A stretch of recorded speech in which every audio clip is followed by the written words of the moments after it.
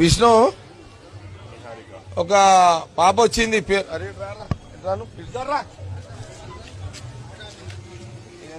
ఏ పేరమ్మా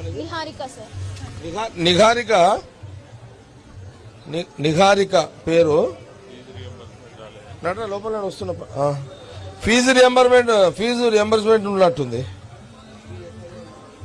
ఇది ఎడ్యుకేషన్ అయిపోయినట్టుంది, సర్టిఫికేట్లు కావాలంట.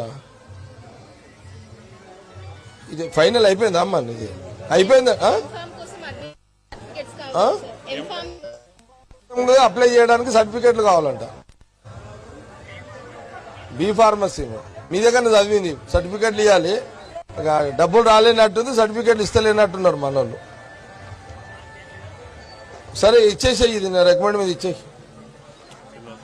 సరే వాళ్ళు ఇవ్వకపోతే నేను ఇస్తా, గవర్నమెంట్ ఇవ్వకపోతే ఇచ్చారాదు అక్కడ. విష్ణు ఏముంది అట్లా? విష్ణు గవర్నమెంట్ వస్తే తీసుకో.